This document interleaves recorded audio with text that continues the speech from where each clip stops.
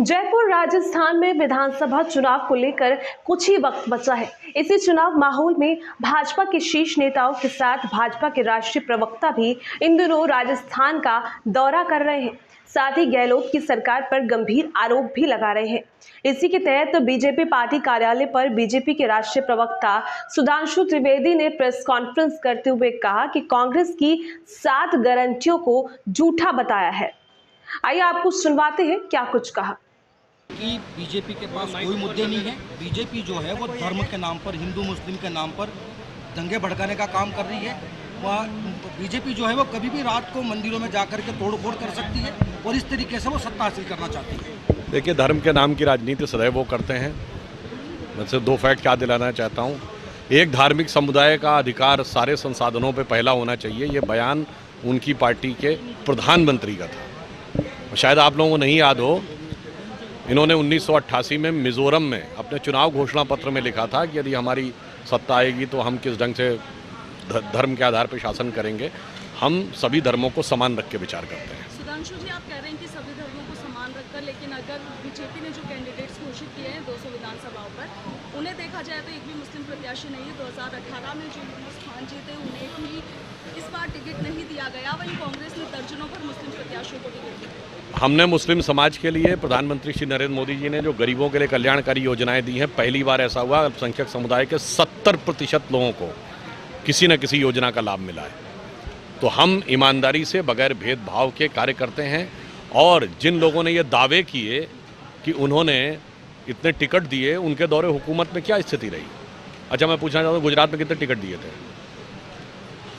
गुजरात में 20% टिकट दिए थे क्या? इसलिए मेरा मानना है, जो कांग्रेस बातें कर रही है, वास्तविकता में कांग्रेस के ही शासनकाल में 1947 के बाद से लगातार मुस्लिम समाज की स्थिति बद से बदतर होती चली गई। सर, अब वो वाला विषय है। देखिए, आज भारत की राजनीति की एक बहुत शर्मनाक और दुखद घटना हुई है, जब इंडी गठबंधन, ये तथाकथित INDIA गठबंधन के सूत्रधार और उस गठबंधन के बहुत वरिष्ठ नेता बिहार के मुख्यमंत्री नीतीश कुमार जी ने बिहार विधानसभा में महिलाओं के बारे में बहुत ही आपत्तिजनक, बहुत ही क्षुद्र स्तर का बयान दिया है। और कोई उनकी जबान फिसली नहीं है। पहले उन्होंने विधानसभा में बोला, फिर विधान परिषद में बोला।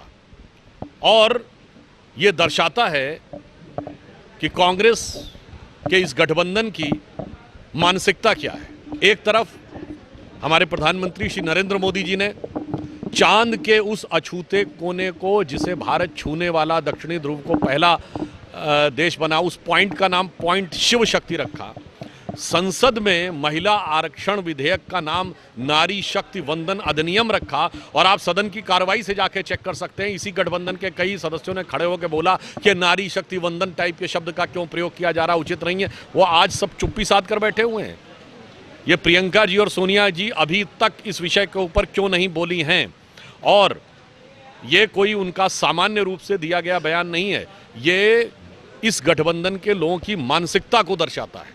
और मुझे अधिक पीड़ा इसलिए होती है कि हम राजस्थान की धरती पर खड़े हैं, जहां पर स्त्री शक्ति का मान सम्मान, स्वाभिमान इतनी सर्वोच्च स्तर की प्राथमिकता दी जाती थी कि प्राचीन काल से लेकर आज तक केवल स्त्रियों ने मान सम्मान के लिए आत्मोत्सर्ग और आत्म बलिदान तक किया है।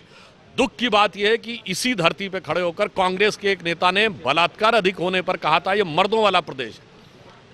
आप सोचिए, ये इनकी मानसिकता। इसी गठबंधन के एक नेता ने बलात्कार के आरोपियों के लिए कहा था, लड़कों से गलती हो जाया करती है। इसलिए ये इनकी एक मानसिकता का प्रतीक है।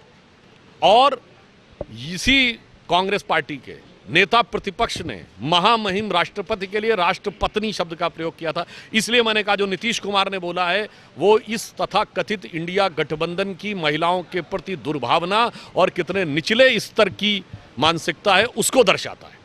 और इसी के साथ एक बात और भी है, मुझे लगता है भारत की राजनीति में अगर हम विकास को नई ऊंचाइयों की तरफ ले जा रहे हैं तो ये इंडिया गठबंधन इस जो डिस्कोर्स है या शब्दों और मर्यादा को नित नई नीचाइयों की तरफ ले जा रहा है।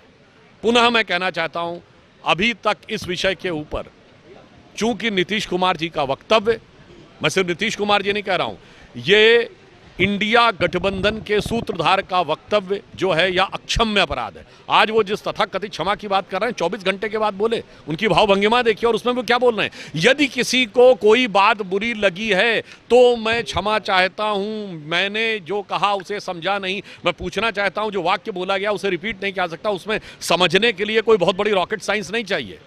ये जो किया गया है ये इंडिया गठबंधन का अक्षम्य अपराध है और उनकी बहुत निचले स्तर की मानसिकता का प्रतीक है। और उसके बाद जो उनकी चुप्पी है, विशेषकर तब जब इनकी दो सर्वोच्च नेताएं स्वयं महिलाएं, उनकी यह चुप्पी मुझे लगता है लोकतंत्र में बहरा करने वाली चुप्पी।